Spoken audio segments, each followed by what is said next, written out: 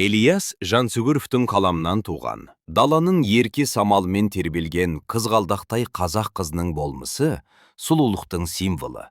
Ақын жырлаған қазақ қызы, ажарына ақылы сай, рухы биік, еркіндіктің асқақ таңындай.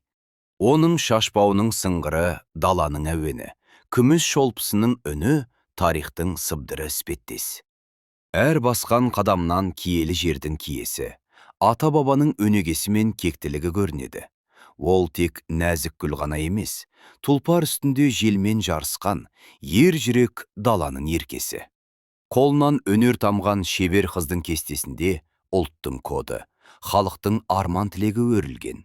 Оның терең жанарынан шексіз аспанның айбыны мен даналықтың ұшқынын көруге болады. Жансүгіров жырлаған еркін рух, көкте қалықтаған қырандай, биік әрі қол жетпес асқақ. Сұлулықты табиғаттың өзінен алған ол, Алатаудың мөлдір бұлағындай таза әрі тынық.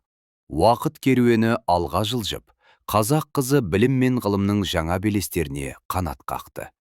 Ильяс ақын болашаққа сеніммен қарап, қазақ қызының қоғамдағы биік орнын жырға қосты. Ұрпақтар сабақтастығы арқылы аналардың ақылы мен әжелердің мейірімі жас буынға дариды. Бүгінгі қазақ қызы заман талабына сай ұлттық құндылықтарды заманауи стильмен ұштастырған тұлға. Ол өз жолында үміт отын жағып, айналасына нұр шашып, болашаққа нық қадам басады.